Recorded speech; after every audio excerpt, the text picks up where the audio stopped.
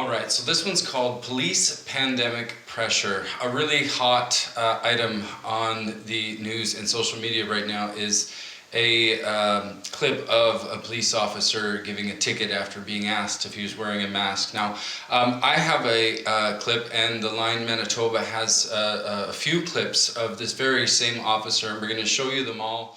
Mainly, the reason I made this video is to draw some, bring forward a perspective from the officer's point of view. So let's take a look at these videos and just start to work our way into it. I just have a question. Yeah. Why are you not wearing your mask and you're yelling? That's not good. That's not safe for. Okay, because I'm not within 6 feet of you, and you know what? If you want to do that way, I'll just write a ticket. Is that the way you want to do this? No, I'm just asking.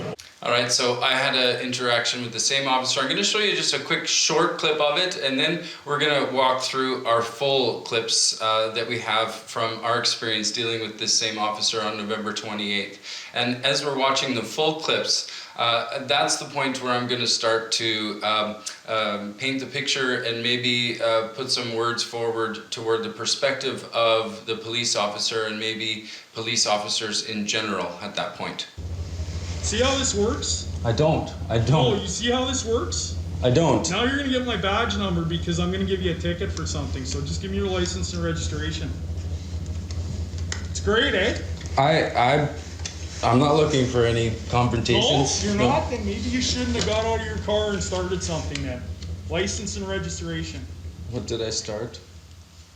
All right, so this is the part where I want to sort of, I don't know if it's the right phrase to use, but I use the phrase devil's advocate. I want to paint a picture of if I were a police officer, and there's multiple layers of what we're going to see here in the interactions that I'm going to show you. But really quick, if I was a police officer and I have lots of things going on, so I'm just going to put myself from the perspective of the police officer. I probably have a family. I live here. I've had this vision of having a conversation with my chief that would go something like this if I was an officer and I'm talking with my friends. Let's just be honest, some of us agree that it's a really good thing to wear masks. Some of us think it's not a good thing. Either way, we can debate about it safely all we want in the background, but at the end of the day, who's responsible to enforce things? Whether they agree with it or not. So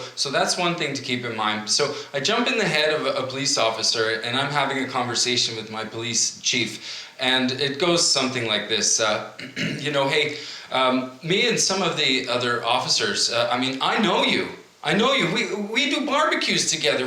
We know each other. Now, I need to speak honestly with you here.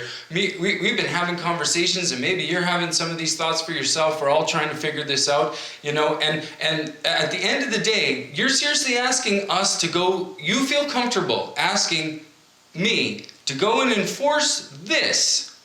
I mean, I could get shot here. Do you really want me to go out and enforce this when, people are just trying to figure it out, and at the end of the day, who's responsible to enforce it? It's the police. That's a lot of pressure. So keeping that in mind, if I were an officer and I'm trying to do my job, I'm trying to figure this out, as we go and continue watching these clips now that we have, which is the extended clips of the entire time, or of the clips that we got from November 28th. Keep in mind, I'm going to be speaking from the perspective of the officer. I'm going to let some of the clips play so you can watch it, but I'm going to be trying to bring forward, I think, a voice that I don't think an officer can come out and say, but I think it's important maybe we at least take a look at the possibility of this perspective. So let's keep looking at some of these video clips here. We came to do our protest today at the Human Rights Museum. Hey, I need your driver's license. And now police are... You can do that after. I need your driver's license, please. Police are asking us for our driver's license. Keep in mind this gentleman over here in the background. I don't know why, because I haven't done anything wrong yet. That's good verbiage. I haven't done anything wrong yet. That's good. I haven't done anything wrong at all. You said yet. No. Okay, anyways, give me your license, please. So I'm a police officer. You know, you weren't nice to me since the I'm beginning. gonna ask you once more, okay? And if you don't give me your license, There's my I'm gonna license. take that as a refusal, okay? And your registration, please. At this point, there's We're levels here to of protest and we didn't do authority anything taking yet, place, and they're asking as for I our observe license and registration. from the police officer's perspective. There's the chief saying, oh, okay, you gotta go out and By do saying this. I didn't do anything yet means I didn't start the protest yet. Yeah. Want to take it out of there, please? Notice his language is actually quite Police have respectful. always promised to respect our charter of rights to Let's protest. go. I'm asking you. I just have a question, If you don't officer. give it to me right now, I'm gonna take that as a refusal again, please. Perhaps always wasn't the word, but Winnipeg Police Services have always promised to respect our rights. The law is right To now, protest. you're not allowed to gather in groups bigger than 5. So That's I've not the already law. explained to you what's going on, okay? I'll be back. And if you plan on so I think what's happening here is a tactical response What's that that? police have a This is, job to do. Manitoba Justice is here And there's also. levels of authority here. Now, getting identification, I think is important from a tactical response for a couple of reasons: to track, who might be have opposing views to the province right now. Maybe to send them tickets once they have, their information, to send it in the mail if they wanted to, just to get them out. But again, now, thinking from the perspective of the officer, this is where I'm going to start to paint the picture that it took a while it was happening. We all sort of had a little bit of, our hearts going to some degree, and it seemed a little frustrating while it was happening and confusing. But since we had it on video, we had a chance to look at it and calm down and maybe try to figure out if maybe something else, what was really going on here. And that's where many of us came to the conclusion naturally on our own first, and we all sort of came together and said, you know what, maybe the police were actually trying to help us.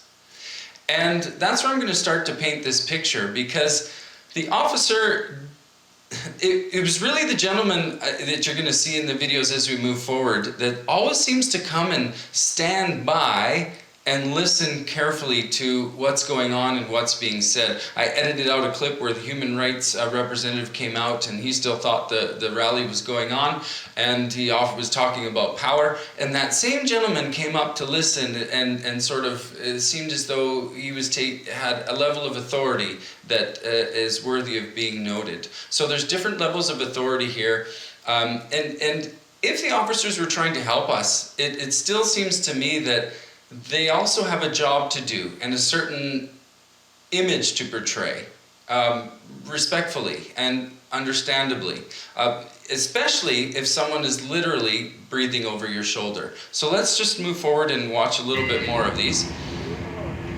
Here comes the officer now. This is still the interaction, the first interaction. So, out So of he's coming curiosity, back, officer, he why checked did with my the same license and individual there that was registration have to standing be there? taken? Because I didn't do anything. Actually, you're gonna get a ticket because you're parked in I'm in loading. I'm loading right now. I have it. permit required. I could move my vehicle. No, that's gonna be, actually, you're gonna end up getting a ticket now, so. So I just want to note here, when he was coming back, he went up and he checked with the same individual that seemed to be sort of listening and standing by.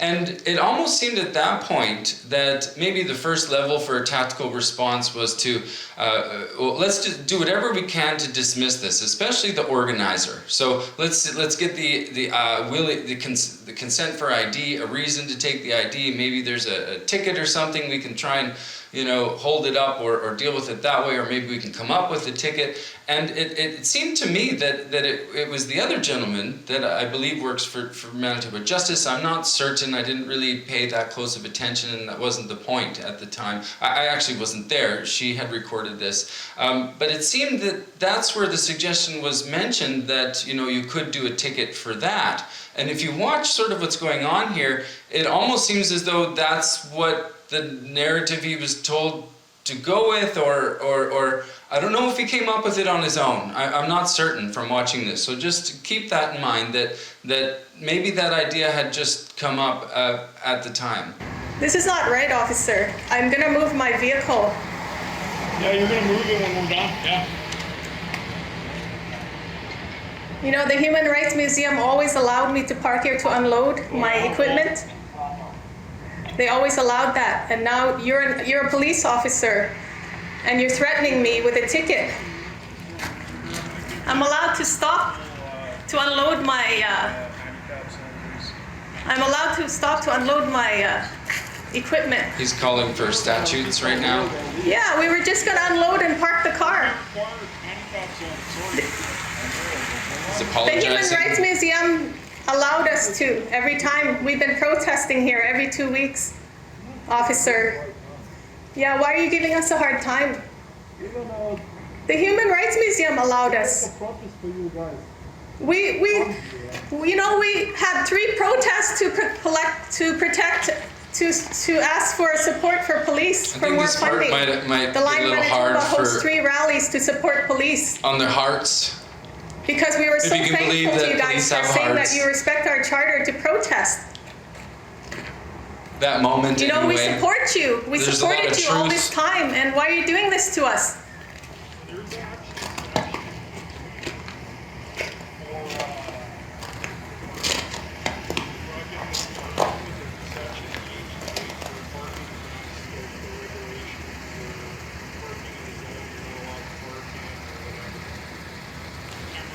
Okay, I'm not sure if you can hear that, but it seemed to me from the little bit that I could hear, 2 things were happening when he went up to the unmarked car back there. So that's law enforcement, that's their team. And the Manitoba Justice is another team and level of authority. So the police went to the chief and said, hey, no, these are our concerns. We don't want to be the direct line of defense here. We don't want the public to see us as the direct line of, you know, enforcing this. Is there a way that, you know, maybe another authority can come in and be the ones writing the tickets, and then maybe we just, you know, protect them? And at the same time, I'm presenting that, you know, maybe they're protecting the people. So he goes up to this unmarked car, and it seems to me, and I'm not certain, this is just my observations here, that there's a couple of things going on. He may sort of be updating. He's saying, you know, first of all, can you remind me what's the statute for parking in a certain zone? And there also seemed to be a piece there where he was telling them that he was actually the supervisor that came with the Manitoba Justice Group, so under some sort of a direction. And the gentleman who keeps coming to listen carefully, if you watch, he's in pretty much every one of these clips and right by that officer's side, listening carefully to what he's doing. And it seems to me that he might just be taking notes for the other level of authority, which I'm going to assume is the province and the premier. So let's keep watching here. We couldn't move the car. I'm their supervisor. We couldn't move the car because you took our You can ticket. just back up, go back to your vehicle, and wait until. But you took my license. That's why I am couldn't asking remove. you to return to your vehicle right now. I wanted to move Okay? the car. I am asking you to return to your vehicle right now. If you refuse, you're going to be arrested under the Highway Traffic Act for not following my directions. See, they said Go get your car.